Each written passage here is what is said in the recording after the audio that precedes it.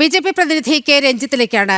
ശ്രീ രഞ്ജിത്ത്, ഈ അധ്യാപകൻ CAA നിയമത്തെ അനുകൂലിച്ചുകൊണ്ടൊരു ഫേസ്ബുക്ക് പോസ്റ്റ് ഇടുന്നതിൽ നിന്നാണല്ലോ ഈ പ്രശ്നങ്ങളെല്ലാം ഉടലെടുക്കുന്നത്. നേരത്തെ ഈ പാനലിൽ ഉണ്ടായിരുന്ന എല്ലാവരും സംസാരിച്ചതുപോലെ തന്നെ കൃത്യമായ രാഷ്ട്രീയ ലക്ഷ്യം അതിൻ്റെ പുറകിലുണ്ടായിരുന്നു. ഇപ്പോൾ ഇടതുപക്ഷത്തു നിന്ന് സംസാരിച്ച ഹാഷിം അരിയിൽ പറയുന്നത് ആ പെൺകുട്ടി, ഒരു 10 വയസ്സായ പെൺകുട്ടി പറഞ്ഞ കാര്യങ്ങൾ ഇങ്ങനെ വളച്ചൊടിക്കേണ്ടതുണ്ടോ എന്നൊക്കെയാണ് അദ്ദേഹം ചോദിക്കുന്നത്. പക്ഷേ SDPI എന്ന് പറയുന്ന അതിതീവ്ര സംഘടന ഈ കേസിൻ്റെ തുടക്കം മുതൽ ഇടപെട്ടിട്ടുള്ള കാര്യങ്ങൾ നമുക്കറിയാം. SDPI ആണ് യഥാർത്ഥത്തിൽ ഈ അധ്യാപകനെ കൊടുക്കാൻ വേണ്ടി മുന്നിട്ട് നിന്നത്. പക്ഷേ ആ സ്കൂളിലെ അധ്യാപകർ പോലും, അത് ലീഗിൻ്റെ നേതൃത്വത്തിലുള്ള സ്കൂളാണെന്നാണ് മനസ്സിലാകുന്നത്, ലീഗിലെ അവിടുത്തെ അധ്യാപകരടക്കം ആ ഒരു പ്രത്യേക സമുദായത്തിൽ നിന്നുള്ള ആളുകൾ തന്നെയാണ്. അവരടക്കം ഈ പത്മരാജൻ മാഷിന് അനുകൂലമായി മൊഴികൾ നൽകിയിട്ടും അതൊന്നും ചെവിക്കൊള്ളാതെയാണ് രാഷ്ട്രീയപരമായി മതപരമായി ഈ കേസ് മുന്നോട്ട് പോകുന്ന സാഹചര്യമുണ്ടായത്. ഇപ്പോൾ ഹൈക്കോടതിയിൽ കുറേയൊക്കെ കാര്യങ്ങൾ വളരെ കൃത്യമായി ബോധ്യപ്പെട്ടപ്പോൾ ഇവർക്ക് വലിയ ആഘാതമുണ്ടായി. ഇതിൽ രാഷ്ട്രീയ പക്ഷപാതിത്വം ആരോപിക്കുകയാണ്. BJPയും കോൺഗ്രസും തമ്മിൽ ഒത്തുചേർന്നാണ് അധ്യാപകനെ ജാമ്യം ലഭിക്കുന്ന അവസ്ഥയിലേക്ക് എത്തിയത് എന്നൊക്കെ പറയുകയാണ്. CPM സമരവും പ്രഖ്യാപിച്ചിരിക്കുകയാണ്. ഈ സാഹചര്യത്തിൽ BJP എങ്ങനെയാണ് ഈ സാഹചര്യത്തെ നോക്കിക്കാണുന്നത്? ഈ കേസിന്റെ തുടക്കം മുതൽ ഞങ്ങൾ പറഞ്ഞതായിരുന്നു, ഈ കേസ് രാഷ്ട്രീയ കാരണത്താൽ ഞങ്ങളെ കരിവാരിത്തേക്കുന്നതിന് വേണ്ടി ഉണ്ടാക്കിയ ഒരു കേസാണെന്നുള്ളതാണ്.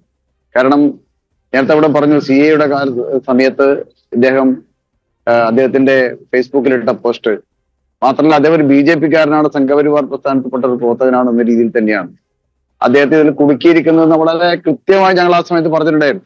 വലിയ കോളിളക്കം സൃഷ്ടിച്ച ഒരു കേസ് തന്നെയായിരുന്നു ഇത്.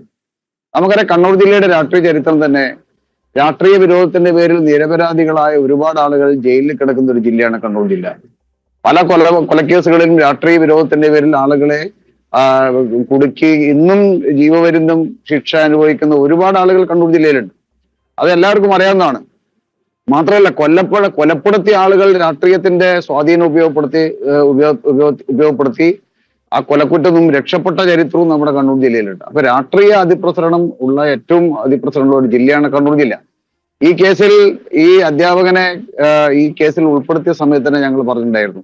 മാത്രമല്ല, ഈ അധ്യാപകനെ കേസിൽ ഉൾപ്പെടുത്തിയ സമയത്ത് വലിയ രീതിയിൽ BJP നേതൃത്വത്തിനെതിരെ, BJPക്കെതിരെ വലിയ രീതിയിലുള്ള പ്രചരണങ്ങൾ ഈ കേരളത്തിലെ മാധ്യമങ്ങളെല്ലാം തന്നെ വളരെ സംഘടിതമായി BJP നേതാവ് പത്മനാഭൻ മാസ്റ്റർ ഇങ്ങനെ ഒരു പെൺകുട്ടിയെ ഉപദ്രവിച്ചിരിക്കുന്നു എന്ന രീതിയിൽ വലിയ രീതിയിലുള്ള ഒരു മാസങ്ങളോളം ഈ ഒരു വാർത്തകളായിരുന്നു മാധ്യമങ്ങൾ പ്രചരിപ്പിച്ചിരിക്കുന്നത്.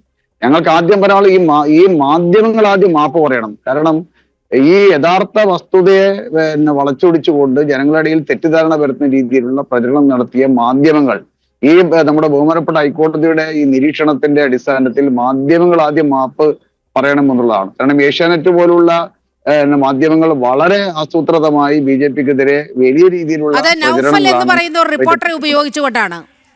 അതെ, ഈ നൗഫലും ഈ കേസുമായി ബന്ധപ്പെട്ട് അതെ അതിലത്തേക്കാണ് ഞാൻ വരുന്നത്. അതിലത്തേക്കാണ് വരുന്നത്. ഈ നൗഫൽ അദ്ദേഹമാണ് ഈ വളരെ പ്ലാൻ ചെയ്തുകൊണ്ട്, കാരണം കേസിന്റെ ഓരോ നാളുവഴികളും പരിശോധിക്കുന്ന സമയത്ത് എങ്ങനെയെങ്കിലും ഈ അധ്യാപകനെ ഈ കേസ് അദ്ദേഹത്തിന്റെ തലയിൽ കെട്ടിവെക്കണം എന്ന രീതിയിലുള്ള വളരെ ആസൂത്രിതമായ നീക്കമാണ് SDPIയുടെ അന്നത്തെ പോപ്പുലർ ഫ്രണ്ടിന്റെയും അതുപോലെ തന്നെ ആ മേഖലയിലുള്ള CPMന്റെ അറിവോടുകൂടിയാണ്. പോപ്പുലർ ഫ്രണ്ട് മാത്രം പറഞ്ഞാൽ പോലെ CPMന്റെ അറിവോടുകൂടിയാണ് ഈ കേസ് ഈ അധ്യാപകനെതിരെ അധ്യാപകനെ കൊടുക്കുന്നതിന് വേണ്ടി വളരെ ആസൂത്രിതമായി നടത്തിയിരിക്കുന്നത്. നേരത്തെ പറഞ്ഞു, ഒരു കേസിന്റെ വിധി, ഇതിന്റെ നാളുവഴികൾ പരിശോധിച്ച് കേസിന്റെ വിചാരണ കോടതിയിൽ എല്ലാം കഴിഞ്ഞ് പരിശോധിച്ച ജഡ്ജല്ല ഇത് വിധി പറഞ്ഞിരിക്കുന്നത്. ഒരു സുപ്രഭാതത്തിൽ ഒരു ജഡ്ജി വരികയാണ്. ഇതിന്റെ എല്ലാം തന്നെ പുറകിൽ വലിയ രാഷ്ട്രീയ സ്വാധീനം ഉണ്ട് എന്ന കാര്യത്തിൽ യാതൊരു സംശയവുമില്ല.